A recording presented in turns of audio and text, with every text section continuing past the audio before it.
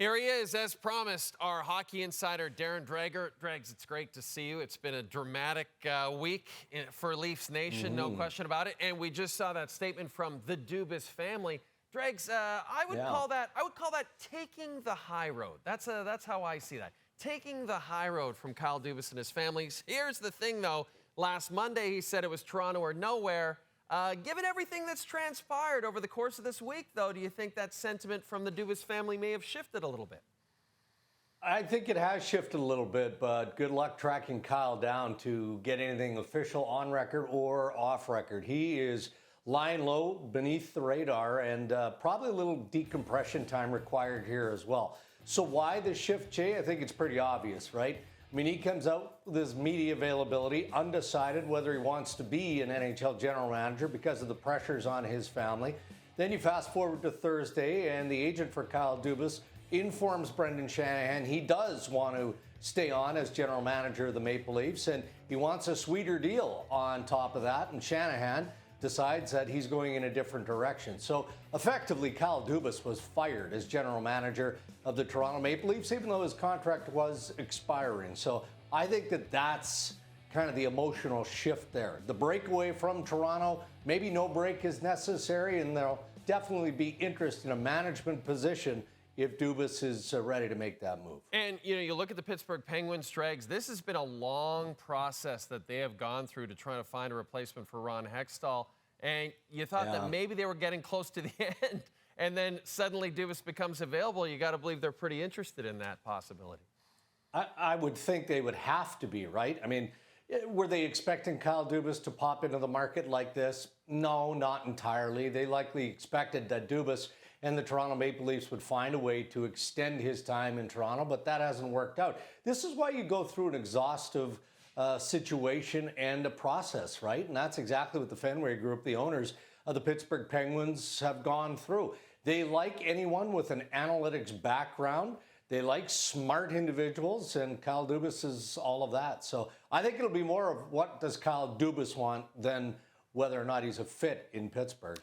While he contemplates that as Kyle Dubas contemplates his future, Brendan Shanahan must now find a new general manager for his team, especially since Austin Matthews and William Nylander, Mitch Marner all have no move clauses that kick in very soon, July the 1st.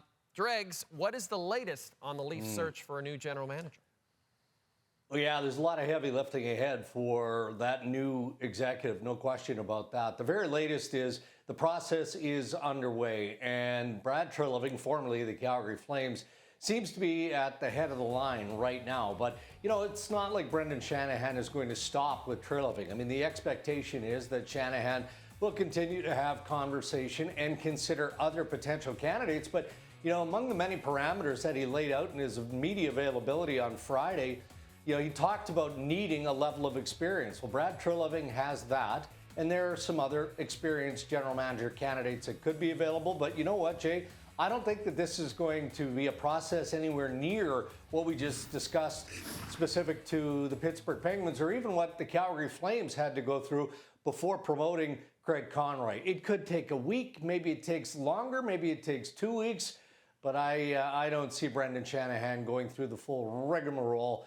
He wants experience, and I think he gets that in Brad Treliving and a few others. And, you said it. It seems like Treliving is the front runner. It seems that Leafs Nation desperately wants someone like Doug Armstrong or perhaps George McPhee to, exit themselves from their current cushy situations and come back to Toronto and take things over and make everything right. But it's hard to believe that, especially Doug Armstrong, would leave a situation in St. Louis where he's already got so much power. What's your take on it, Dregs? Well, look, I mean, when you're talking about the general manager's office of the Toronto Maple Leafs, really you're talking about the most coveted job in hockey. You are. And especially from a Canadian perspective, I mean, Doug Armstrong, I'm sure, dreamed as he was making his way up the ladder of hockey management of perhaps one day being a Canadian general manager. But he has 3 years on his contract remaining with the St. Louis Blues. I can appreciate why the Maple Leafs would have interest in Doug Armstrong. He's a winning general manager. But I say that, and I'm pretty sure that Tom Stillman, the owner of the St. Louis Blues, likes the fact that he's got a winning general manager under contract. So I would say it's unlikely at best. And as for George McPhee, I mean, right now his focus is where it should be, and that's the eye on the prize. The Vegas Golden Knights trying to wrap up the Western Conference and then march their way to a Stanley Cup championship. And then one last thing on the Leafs, Dregs. Sheldon Keefe left slightly twisting in the wind right now. Any thoughts on his future with this team? Well, look, I think it's very much up in the air. I don't think that is being unnecessarily critical of the situation. And when you hire a general manager with any level of experience, in this case, if we're using Brad Treliving as an example, he's going to want to perhaps get to know Sheldon Keefe a little bit, or if he's the guy or an experienced guy comes in, they might say, no, we're cleaning the slate here, and we're going to bring in our own people. So at best, I would say that Sheldon Keefe's future as head coach of the Toronto Maple Leafs is up in the air, but there could be automatic change. We know Spencer Carberry is interviewing with the Washington Capitals, as Pierre LeBrun reported on Insider Trading, and there's interest from Anaheim. So some of the change on that bench could happen naturally with or without Sheldon Keefe. That's a great point. Carberry seems to be, he's so hot right now. He's the coaching candidate of the moment, Dregs, it seems. Seems Spencer to Carberry. be, yeah. Yeah, lots of teams interested in him. Let's talk about the Calgary Flames, and you broke the news over the weekend. Craig Conroy finally gets his shot. He's going to be the GM of the team. First of all, just let's talk about Conroy. And you alluded to it, Dregs. This was a very exhaustive search. They brought in a lot of different people and people with a lot of experience, even though they had Conroy in the fold. Why do you think that Don Maloney went through such an exhaustive process, even though he had Conroy in the fold already? Well, just to make sure, right? Just to make sure that he wasn't missing something, a candidate that, had a bit of NHL general manager experience. I mean, you look at some of the names that interviewed for that job. I mean, Dave Nonis was among them, and he's named senior vice president and assistant general manager of the Calgary Flames. So he obviously impressed Don Maloney and ownership there. I think they kicked tires with Stan Bowman, but again, Stan Bowman can't accept a job in the National Hockey League until he's received full approval from the National Hockey League, which is expected to happen after the Stanley Cup Final. So they had to go through all of that. But in the end, loyalty pays off here, right? And Craig Conroy is overripe for being an NHL general manager. He has paid his dues. He has come up through the ranks of the Calgary Flames. He's got the history of being a very popular player, mentored by Brad Treliving, brought in initially by Jay Feaster. So there's no question that Craig Conroy is ready for this job, and in my opinion, the right choice for this job. And you mentioned Dave Nonis, and he comes in, and that's just a nice bit of experience and security for Conroy, isn't it? Someone to really lean on as he gets his feet wet here as a GM.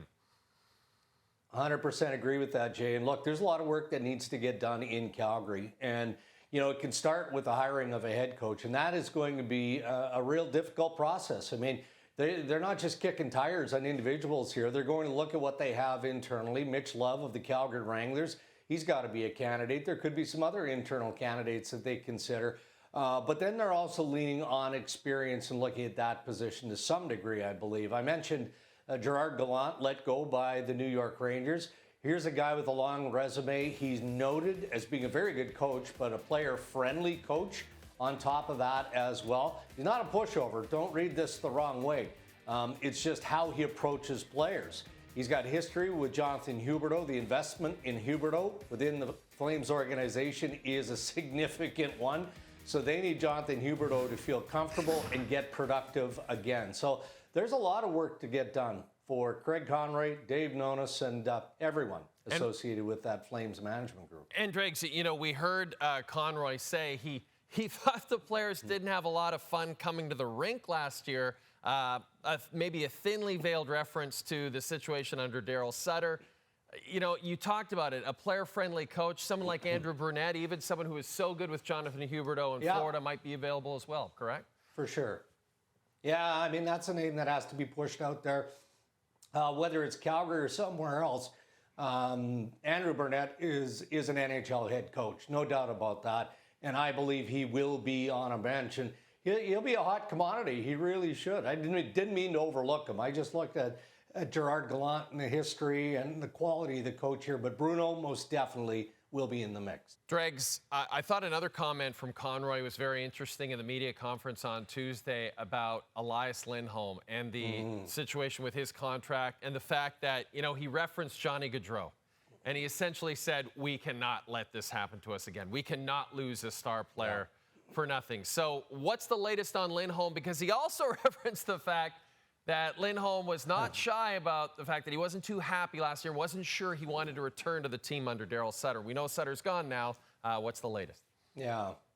Well, look, I mean, Craig Conroy made it very clear in his media availability after being announced GM that Elias Lindholm is a priority. I mean, you look at the roster and the natural evolution of that change that's coming with some of the pending unrestricted free agents. Well, Lindholm isn't that. He's going into the final year of his contract. So, yes, of course, there's some work to be done, but he's the top center for the Calgary Flames, and he is a very important part. But I think that it was equally important for Conroy to acknowledge the Johnny Gaudreau situation. You can't let players of this magnitude just walk into free agency and get nothing back in return. So the priority is to keep Lindholm, get him signed, but ultimately that'll be up to Elias Lindholm. If he doesn't want to stay in Calgary, then that's a decision and an issue that Conroy is going to have to deal with, if not in the offseason, then certainly by the trade deadline. Dregs, do you see Conroy being busy in terms of trades this offseason? Do you see him reshaping the roster significantly this offseason? I wouldn't say significantly, but he did acknowledge that he might dabble and do something with that core, right? You know, the Calgary Flames feel like it's important for them to get a little bit younger. Some of that can happen internally with, you know, prospect players that are ready to make the jump into the NHL full time. The problem is going to be, though, Jay, when you look at the numbers of the Calgary Flames, there's not a lot of cap space there. So they're invested in a handful of players that they need to be better, but that doesn't mean that Conroy isn't interested in insulating them with quality younger players that are able to make that step. So I think he's definitely looking to put his stamp on things. The Calgary Flames in cap trouble, just like it seems every team in the National Hockey League is in cap trouble, except maybe Arizona. Dregs, this is awesome. Thanks for joining me. I really appreciate it. Thanks, Jay.